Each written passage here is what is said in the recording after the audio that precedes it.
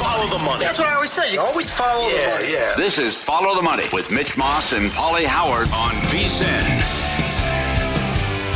Welcome aboard.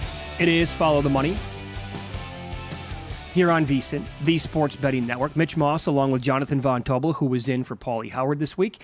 And we are live as always in downtown Las Vegas from the Circa Resorts and Casino. In this hour, we have fresh NFL draft props to go over that dropped yesterday. Real or Fugazi coming up bottom of the hour. And a hedging discussion in about 45 minutes that we will have here between the two of us as well. Yay or nay on the hedging overall.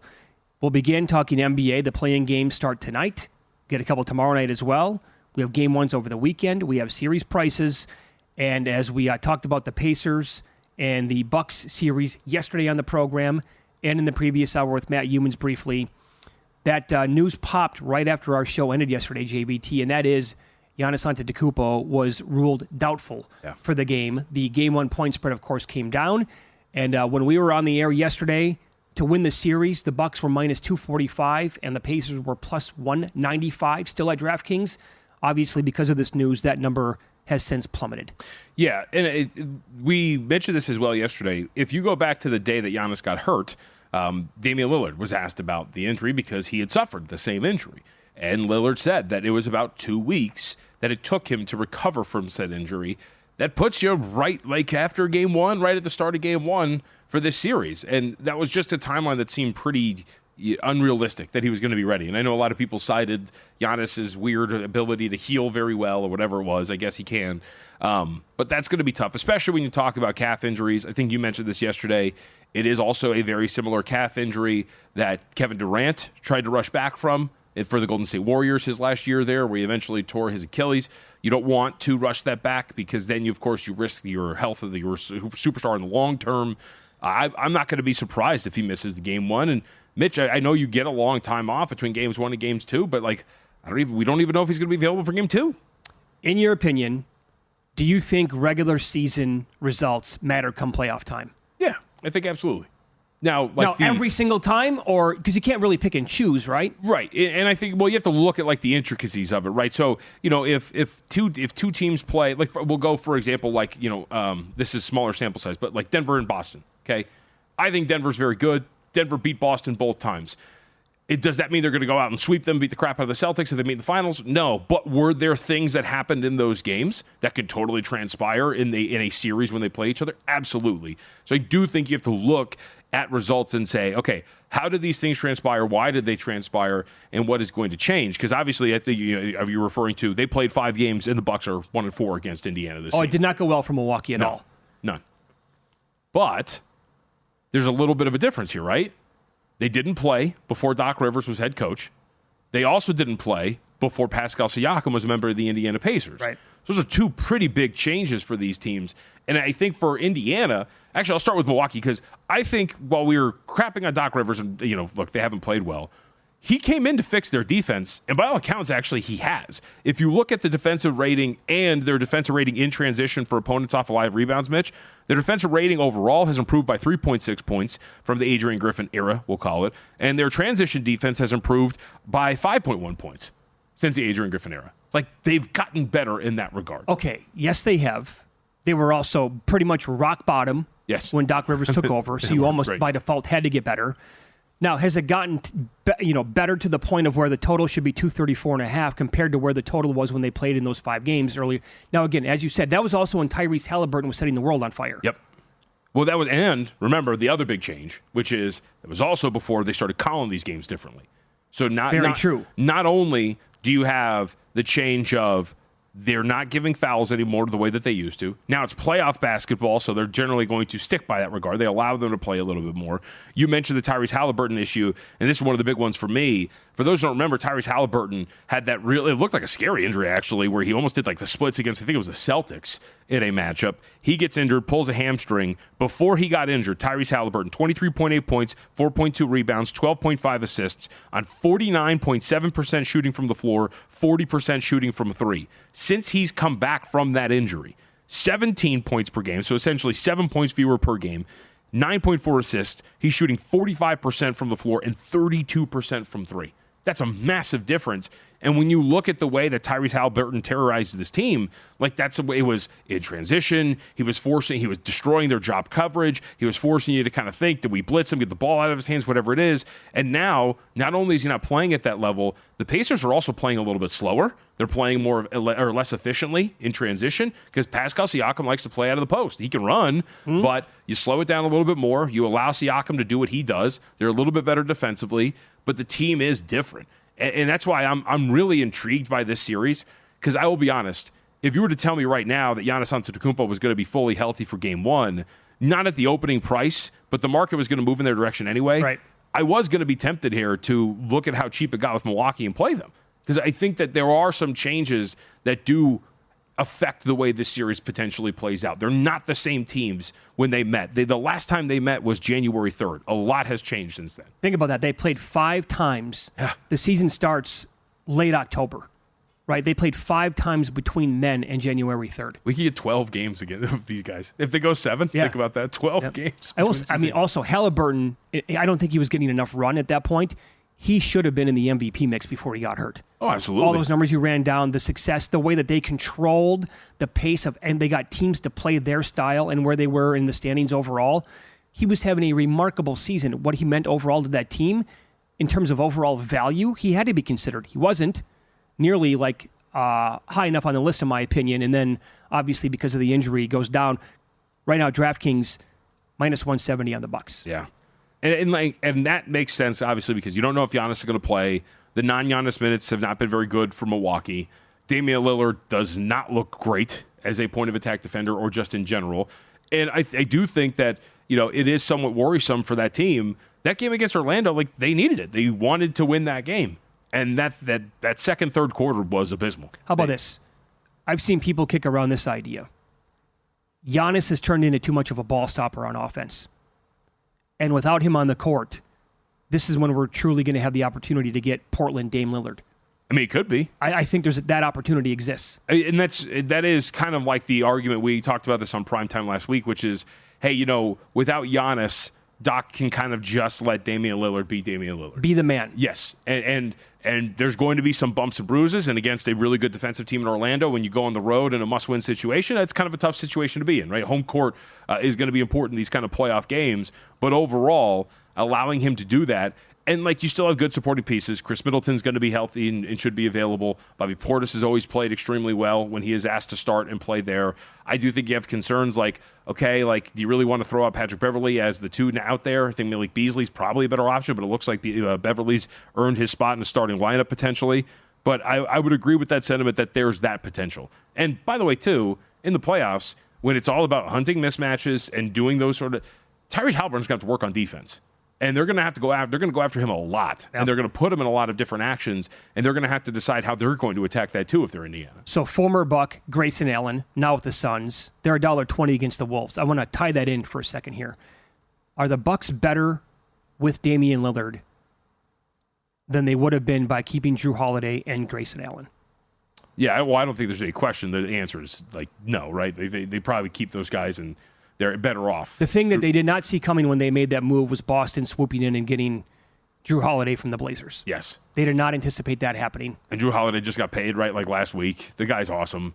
He's a good defender. He's great. He's a 40% three-point shooter this season. He's everything you would practically need. Now, he's had some shortcomings, but he got barbecued by Jimmy Butler in the playoffs last year. Yep, but integral part to why you won a championship that year. And it was a big reason why. It could go down as one of the better trades in NBA history because generally, right, when you were scared that Giannis was going to go, they're like, don't go, we'll go get Drew Holiday. It ended up in a championship. Mm-hmm. We don't know what this one's going to end up in, but at least right now, it doesn't really look great. I'm going to say for this year, it's going to end up in a non-championship season. Seems likely. At one point, they were around minus 220 not to win the Eastern Conference. I had that one dialed up in queue forever. Yeah. I never bet it like an idiot. By the way, to the point, too, of what we're talking about, does this become Damian Lillard or Portland Damian Lillard? The most used lineup that the Bucks have with Damian Lillard on the floor and Giannis off, a plus 17.5 net rating. Now, much of that is tied to their defense, but it's Lillard, it's Beasley, Connaughton, Lopez, and Bobby Portis. Mm-hmm. So we'll see if you throw that out there. But to the point of putting out there with Patrick Beverley, feel like Beasley's probably the better option, but we'll see if that's going to be the case or not. At some point here, like this number in the T-Wolves Sun series, I think is going to become attractive enough to bet Minnesota. Yes. Right? Because it's still, again, you can get even money right now at DraftKings.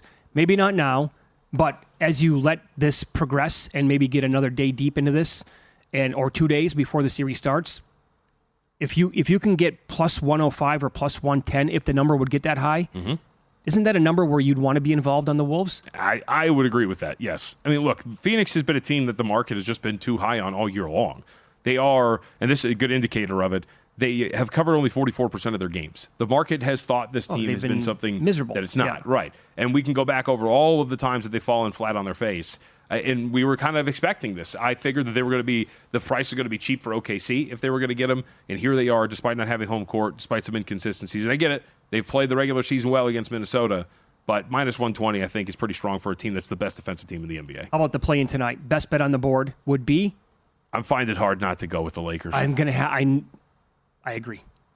I have to bet the Lakers. There's so many things that work in their favor here against New Orleans.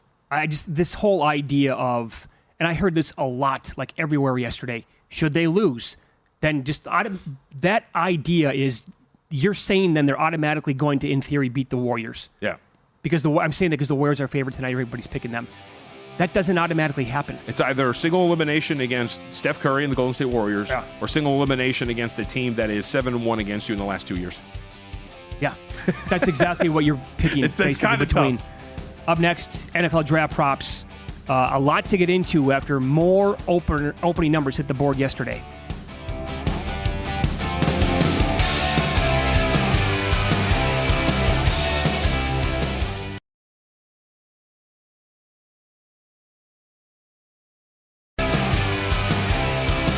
Time's running out, folks. Betting Splits Access has been open for nearly 2 weeks now. Check it out now, vsin.com/splits. That's right, no pro subscription required. So if you like the betting splits as part of the handicapping process for the day, check it out now. You can get all the insight you need for the play-in games later tonight in the association, winding it down in the National Hockey League or Major League Baseball as well. Check it out now, vsin.com/splits. I'll give you an example. I'm looking at the betting splits tonight for the play-in games. The public, they are 6-10 ATS.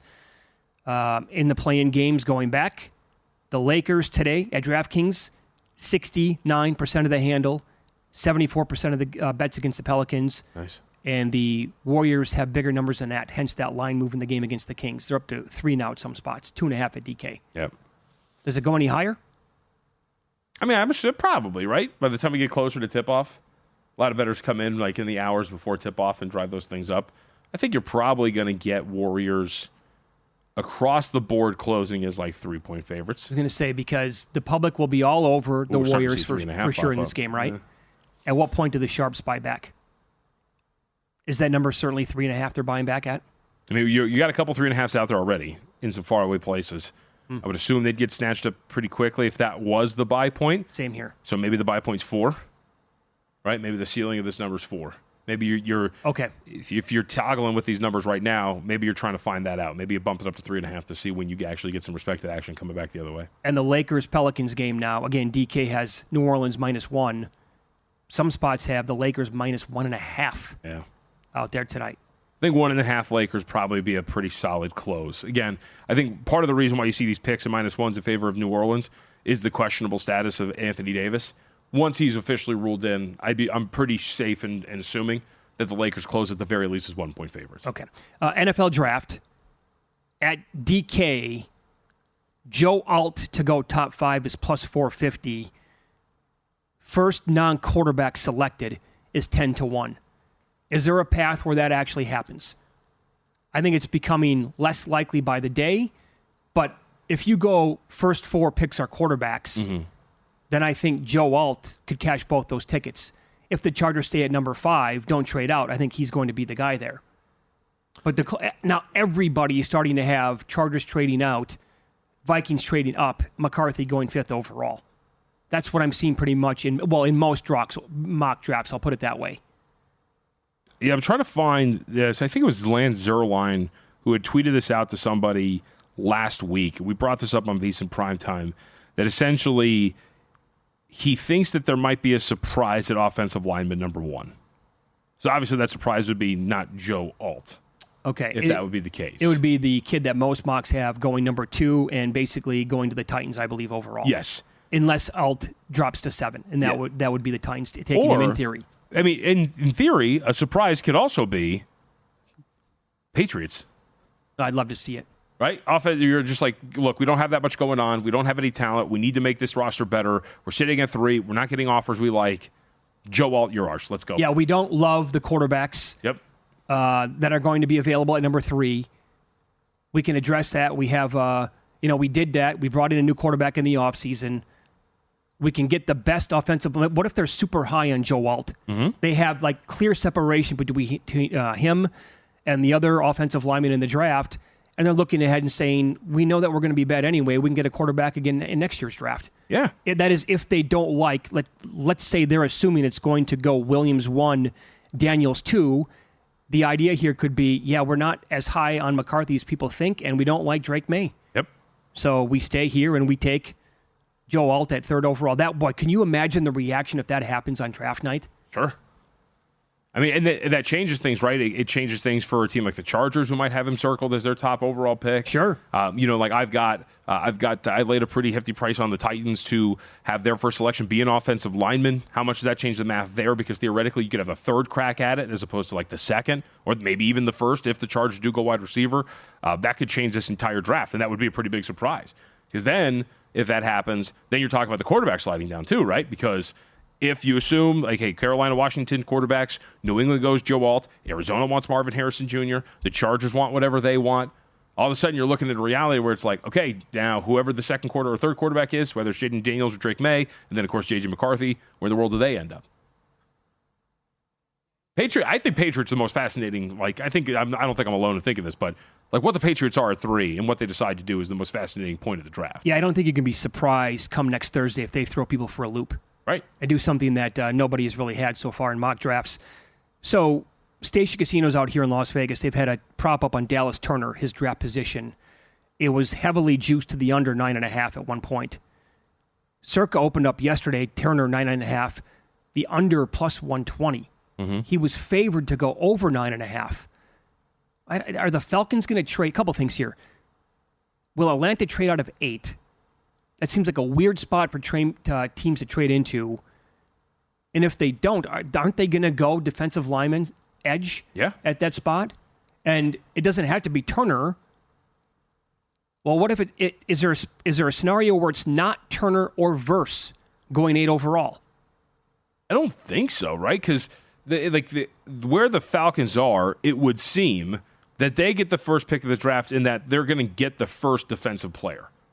Because if you look at the first 7 picks, it seems very likely it's going to be some version of an offensive player going in those first 7 picks. Yeah. Whether it's quarterback, wide receiver, or offensive line. So then you get to the Atlanta Falcons, who sit there potentially with every defensive player still on the board. We mentioned yesterday the fit with Raheem Morrison, that he likes to drop his edge rushers into coverage at a higher frequency than other teams. Dallas Turner among the edge rushing prospects. Actually, I think he did double up the field in terms of snaps played in coverage as a college player. So it seems like that's a pretty good fit. They need edge help regardless. I feel like that makes too much sense. And like you said, if you're Atlanta, what are you really getting? Like if you're, let's say J.J. McCarthy's still there. Are you getting both first-round picks for Minnesota to move from 11 to 8? Maybe, I guess, if they're really that desperate, if somebody's really calling, if you're going to play them that well. That'd be a bad move from Minnesota. Right. And so, to your point about that kind of being a weird spot to trade out of, unless it's just like a team like out of nowhere, which we do see sometimes, unless Seattle's just like, now we need, McCarthy's still there and we need somebody behind Geno Smith. Go get him. I guess, maybe, but I would think you stand pat and draft your defensive player. Yeah, I think they're going to stay put at number 8, and I think the pick is either going to be Turner or Verse. Yeah. It's going to be one of those 2 guys. I bet it that way, too, by the way. Hope it's Latu. But yeah. No, that would be no good. No, yeah, that wouldn't be good for me. I don't want that to happen. I just need Latu inside the top 21 picks. Let's go. Top 21 is so you have under 21.5? And that was available at stations? That was, yes, I think so. Yeah, yes. Let me double check. Florida State wide receiver Keon Coleman opened up 48.5. He shot down immediately. I think it was to around 40. And then he moved back to 46.5. The other one was Troy Franklin out of Oregon. he was hovering at 41.5, lingering there for a long time before he moved to 37.5. And they have a couple of both those Texas receivers were at 27.5 at last check. These receivers, I feel like if you could get, it'd be interesting to see what you would get for a total receivers in the second round prop, right? Yeah. Because it seems like that's where this run is really going to happen. Because there's always, you have these deep positions, and one of them suffers because you feel like you can get one of them in the later rounds because there's so many of them. And judging by it, it does seem like it's going to be those wide receivers and where they're going to go. Well, the thing is about with the receivers, the really good teams at the back end of the first round, they need a receiver. Yep. Bills need a receiver. Chiefs need a receiver. What if both of those teams punt and go something else? Then do those receivers who are supposed to go late 20s, early 30s, they're on the board for the bad teams coming up in the first part of the second round. Mm-hmm. Are they going to take them, or do they go somewhere else as well? And then those receivers start to drift out a little bit. Sure. And if they are there, then does a team like the Chiefs or Buffalo, do they trade back in to the top of the second round and take somebody that's still on the board? And not give up as much as they would have to move up in the first round in theory. Yeah, I mean, I think that could totally be a possibility. You know, some of the guys too projected at the back end of the first. I think one of the more fascinating guy too is we saw Ladd McConkey. Yes, first round go from like 3-1 to about like plus 150. Yeah.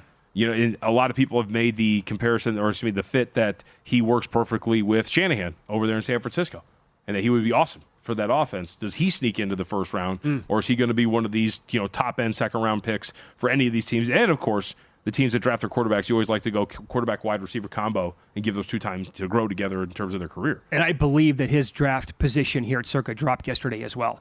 McConkey? From the opening number to, I think, mid-30s is where he got to. Makes sense. The other one, again, Marvin Harrison, his draft position is 4.5 under minus $4. So is he getting drafted by the Cardinals? Yes, minus That's 400. basically the yes-no. He's going to go 4, right? I mean, that's another one, too. What if New England's like, no, we need talent? Well, that's another way to throw the draft for a loop a little bit. Yep. Because if they don't take quarterback and they go Harrison, then I think the Cardinals, is it going to be Neighbors at 4? Or do they do whatever they can to trade back? I mean, I think guys like Matt would love that, right? Because if you take Marvin Harrison Jr. at 3, I think Arizona's taking all calls. Oh, 100% they are at that point. The phone's not going to stop ringing. Up next, Real or Fugazi. Forget upset. It's a major disappointment if this doesn't happen next month. Let's follow the money on VSiN, the Sports Betting Network.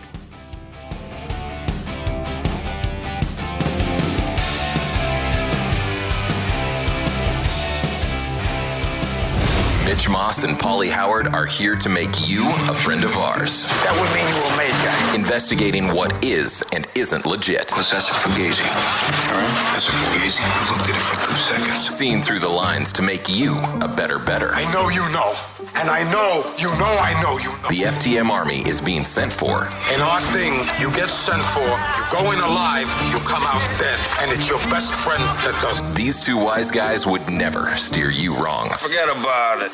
This is Real or Fugazi on Follow the Money. Yeah, Mitch Moss, along with Jonathan Von Tobel here. He's in this week for Paulie Howard.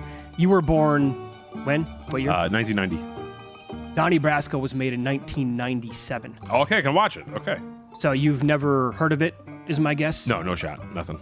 Donnie Brasco? In my opinion, the most underrated mob movie of all time. It's never talked about when people get into that conversation of best mafia movies.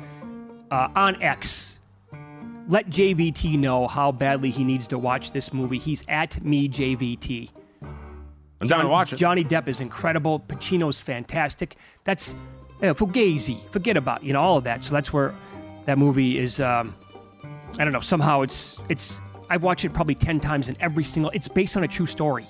For our audience too, I'm very anti watching movies that came out before the year I was born. So production value is just garbage. You have to appreciate it for what it was like back then. Terrible. Okay, all right. If under 4.5 quarterbacks in the first round is a losing bet, it's because of Michael Penix and not Bo Nix. Is that real or Fugazi? That's real. It's not. I don't think Nix is the better quarterback. Penix is the better quarterback. And if I were to lose under 4.5 quarterbacks, I would prefer that it is Michael Penix who sneaks into the first round. Are you almost saying that you're okay with it? losing Yes. to Michael Penix. Yes. If I lose because Bo Nix went in the first round and not Michael Penix, no shot. How about this idea? So you bet the under at a nice plus price. Are you thinking about maybe getting off of that a little bit by adding Penix to go in the first round as kind of a safety net? Because they're both plus money, and you're Right. not going to get. I mean, you can't win both bets, obviously, but I could. I'm also very greedy and think that I'm right. And so I might just roll with this thing. hedging discussion coming up in about 12 minutes, by the way. Judging a college quarterback's level of success in the NFL is not an easy way to make a living. Is that real or fugazi? Oh, that's real. I mean, you look at it. So Bucky Brooks had an awesome tweet about like a month ago of I think it's like the last 3 seasons, but of like the last 19 quarterbacks drafted, only 2 are expected to start week 1 this coming season. Like that's how hard this is in terms of evaluating some of these quarterbacks and developing. Yeah, I actually lean towards being negative about their futures. 100%. Just because I've been around now and watched this thing for so long. In fact, I retweeted a video yesterday. It was Cold Takes.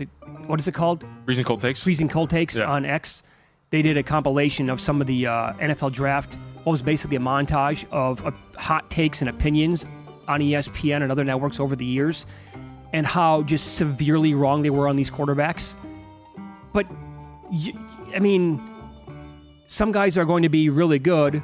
Other guys are not. I would actually say that the miss percentage is much higher on these guys than the hit percentage. And I don't, like, coming out, I used to have a strong opinion on all these guys one way or the other.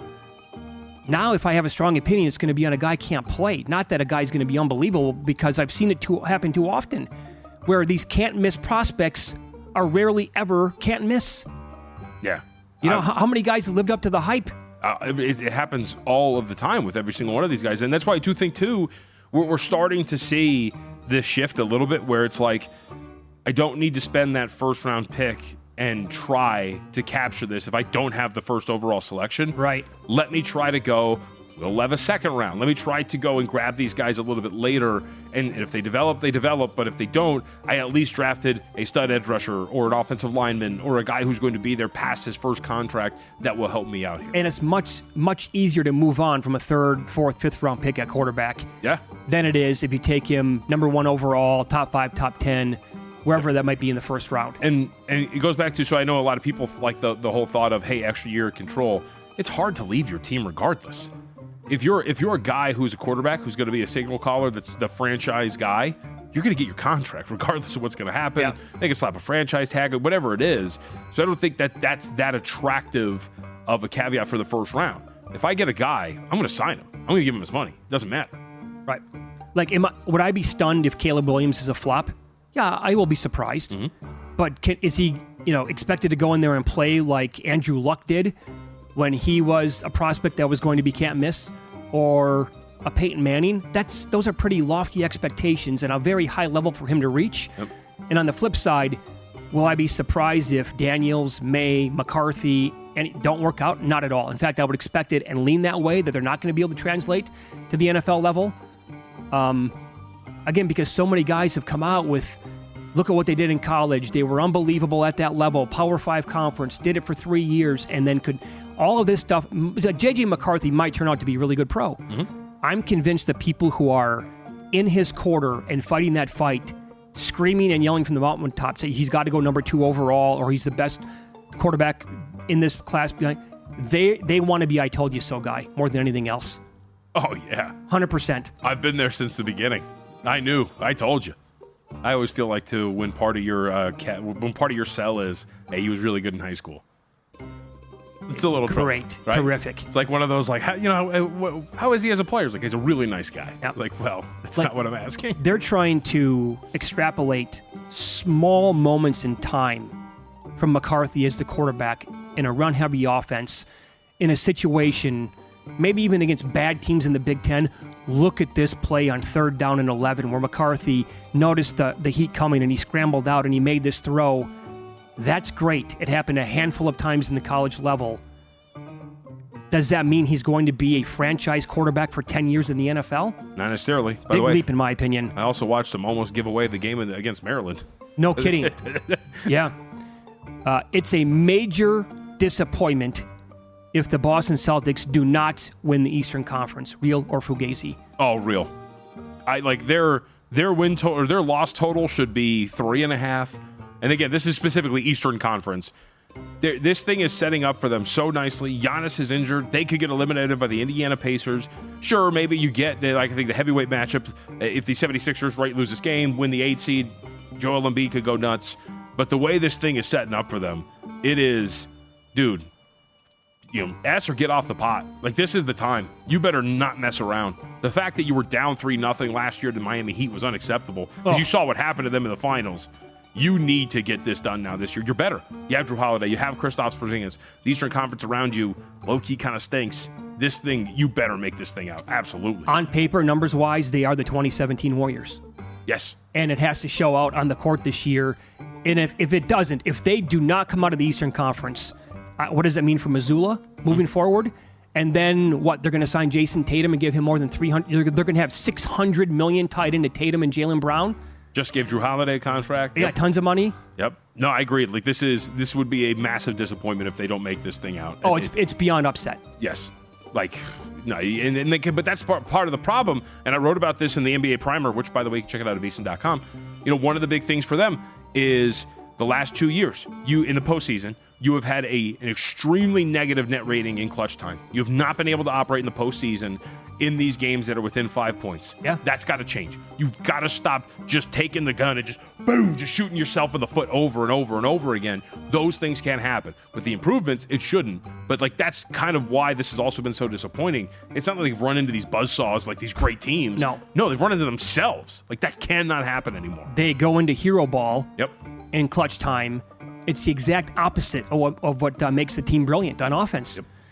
I got to get a fugazi in here at some point. Maybe this will be the one. People bashing OKC, and by the way, there was plenty of it yesterday and on Sunday night. Clearly did not watch them play this year. Real or fugazi? Clearly did not play. So my answer, if I were to say fugazi, what I'm saying that those people bashing them are right? Yes. So no, so that's real then. That's real? I can't get a fugazi? Okay, all right. Well, right? I mean, it means you don't want. Who was bashing? Yeah. Oh, it was up and down. Oh, it was like everywhere. They got no shot? I'm listening to national radio yesterday outside of VSiN. I'm watching stuff on TV. It's just like people are going to be so disappointed in OKC. Yeah. I mean, this goes to the point where this is about the time where a lot of people just kind of check in, swoop in. Pretty much, yeah. Right? But no, if you didn't watch, they were incredible. No. I got what you got. I'll get you a fugazi at some point. What are we doing? I got one more dialed up for you. The Suns and Kings passing on Luka in the 2018 NBA draft, followed by the Hawks trading him for Trae Young. Isn't quite Portland taking Sam Bowie over Michael Jordan, but it's pretty damn close. No, fugazi is worse. It's worse? Yeah. There you go. Okay. Look at that. Dude, you had your hands on him. He was there. You had him. And by the way, Sam Bowie was thought of as, he was hurt because of, the injuries obviously derailed him. Dude, the Suns had his coach. Also, I will say Bobby Knight, though, in 1984 called Michael Jordan the best player in the world. Yeah. And he was in college. Maybe they should listen to the general. Suns hired his coach and then went and drafted. Yes, that's a disaster. Then drafted DeAndre Ayton. All right, it's something we're asked about all the time. It's something we've discussed quite often on the show. I think you need to pick a street. You either do it all the time or basically never. That's coming up on Follow the Money. It's VSiN, the Sports Betting Network.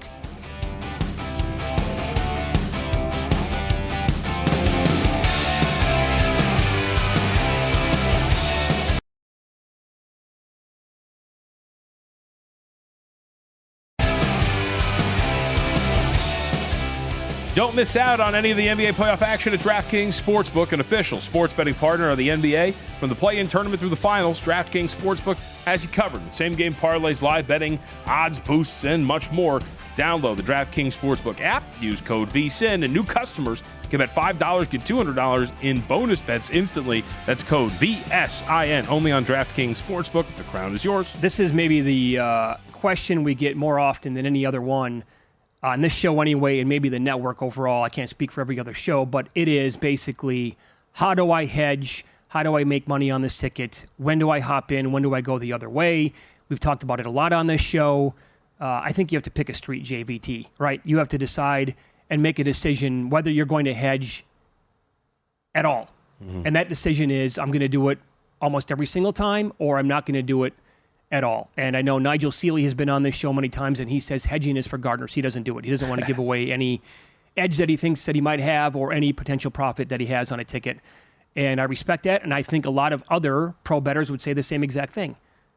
Yeah, I'm obviously not a pro bettor, but I go that route. I tend not to hedge more often than not. I mean, now, there are times where I regret it. There was the year I had the Celtics at 60-1 to win the NBA Finals, and they made it there and looked like they were going to go up 3-1, and they ultimately did not. But I tend to kind of hold on to it and ride that thing out because to that point, you should have made that bet for a reason, right? You should have made the bet because you believed that right. You had an edge there, that the probability of that event happening was higher than the number that you have, and if you're in a position to even think about it, then you were obviously right. So I don't think that you should go into that and just say, yeah, I'm going to cut into this thing. I say more often than not I hold on to it. The World Series last year, I was a coward. I had the Rangers at 20-1 to win the World Series, and I took a little bit off of that because I was like, I don't know. And because, you're like, hey, right. This Rangers team, it's unsustainable.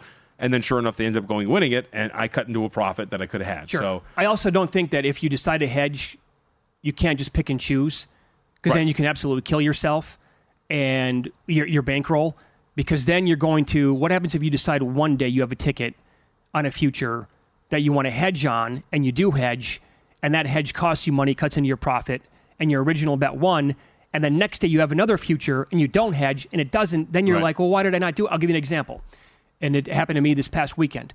So I was sitting on that UConn to win the national title, Scotty Scheffler to win the Masters ticket at 44-1. I was also at the same time sitting on a couple of different tickets on the Suns to make the play-in, straight and parlay. So I hedged both. This is how I did it.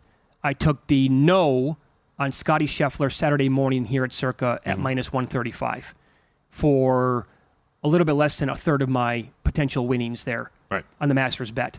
I also, on Sunday, did a couple of parlays on Lakers money line and Phoenix money line because if the Lakers beat the Pelicans and the Suns beat the Timberwolves, then the Suns would make the playoffs and not the play-in, and I'd lose those bets. I hedged both, and you know what?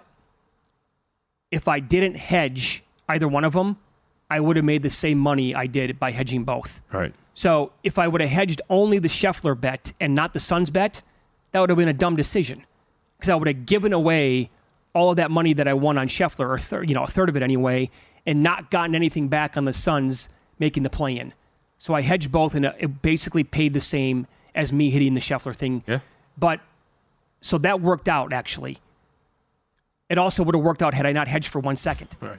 Also, a common narrative that we're going to hear from people, and this is Scott, who is very good in the Survivor. He's been on the network many times. Scott, Seahawks Sanders, I believe he is on X, if I recall correctly. He said that he made the decision about last year because he was always like, no, I'm not going to hedge. I'm not going to get off. And then what do? You can't pick your street as well. He's where are you at mentally? Are you okay going to bed at night knowing that you potentially did not profit on your ticket? Right. And so he's gotten into hedging a little bit more over the years. Well, and that's also part of the thing too, right? Is like if it's a life, that's we always hear, right? If it's a life-changing amount of money, a lot of money, yeah. Like then hedging, I think, is something that is worth it. If it's a really good hit, but it's not going to change in regards of that outcome for you, right? Like your lifestyle is not going to change, then I think you're perfectly fine letting that ride. I also think it's very dangerous to. You get a lot of the instances where people get really hungry, like they want to hedge like as soon as they possibly can. And it's twofold. It's one, you don't want to put yourself in a position where you think you're hedging, but you're actually. So, for example, right, we were talking about the under the quarterbacks. Okay, right. So I've got under at a good price at plus 260. I got that right, at least in terms of the market. I moved in that direction. So we brought up the fact, like, oh, well, do you bet Michael Penix then to go in the under his draft position prop? You could, but guess what? Bo Nix goes in the first round. Michael Penix doesn't, and I lose both. Then you're screwed. That's not even a hedge, that's right? Exactly right. And so that's kind of the thing too, which is not trying to work yourself into such a bind where you're trying so hard that you're going to put yourself in a position where it's not even truly a hedge. Like, and you have to be in a position where you can actually take something off of it realistically, where you're actually going to get money out of it. That's right. Another example here would be for the NBA playoffs.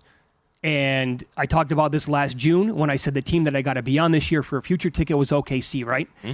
And they were as high as 60-1 to win the Western Conference. I grabbed a little bit of that. I also have them at 80-1 to win the NBA title. So people were asking me about hedging already. I'm not hedging already.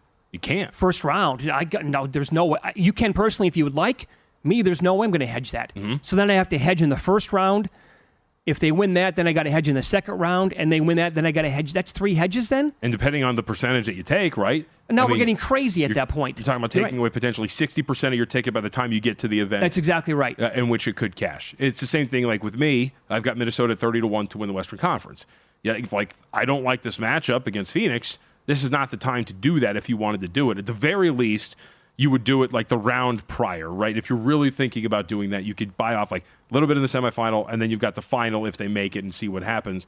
The other instance, too, of course, we're talking about this just binary, do you hedge or do you not?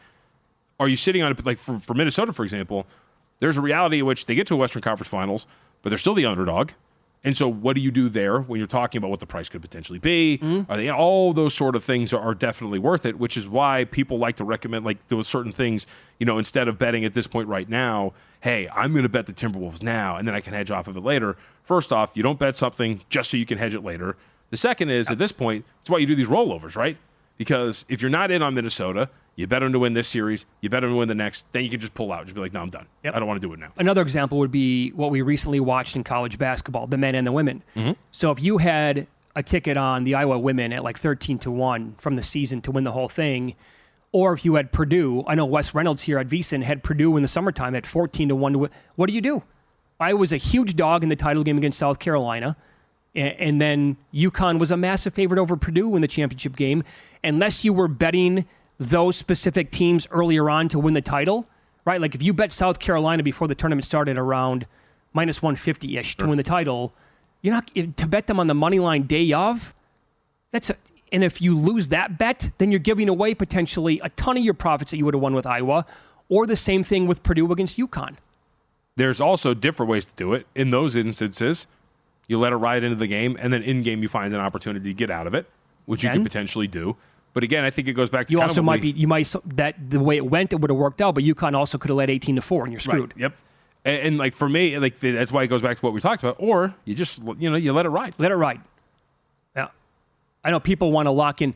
Mike Palm, he says it best though by monetizing the ticket. Yeah. And you can do that. Well, I mean, if OKC for me gets to the Western Conference Finals, I'm going to be hedging off a little bit probably. Yeah. But depends on the matchup. Let it ride, baby. Timberwolves are winning the West anyway. Well, so are the Clippers, so I'm going to have to figure that out. This is from Aaron Moore, VSiN contributor. He just wrote up for the website recently, grabbing a piece of Central Florida to win the College World Series. Okay. There was a national book that had them at 200-1. That was a bad number in his opinion. He thought that they were going to move. They did. It was down to 66-1. He made the bet, not thinking that Central Florida was going to win the College World Series, although they could host a regional potentially. He made the bet knowing the cash-out offer was going to be available, and he cashed out, earning 75% of his original ticket, or the ROI. Yeah. He also did that with, what was the cash-out here? Oh, Cam Smith Sunday morning, 100-1 to win the Masters. He teed off early compared to the leaders. My thought was if he gets hot, I can cash out. He did. I got back 100% of what I originally bet. Okay. So there's that idea of making a bet. It's like day trading, basically, in his opinion.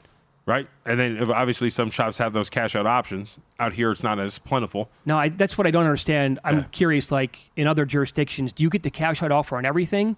Because here they pick and choose what they want to give you a cash out offer on. Right. I mean, there's a lot. I mean, I almost lost bets given because I accidentally cashed out on something. That's the tricky part. They didn't give me are you sure? Oh, you just hit it. I just accidentally hit it. And it was like, all right, cool, there you go. And I was like, you're done? The game didn't even start. Oh. It would have hit too. Up next, Raheem Palmer is going to join the show. He loves the NBA. He loves to fire on it even more. We'll get his thoughts on the play-in numbers and first-round series prices coming up on Follow the Money. It's VSiN, the Sports Betting Network.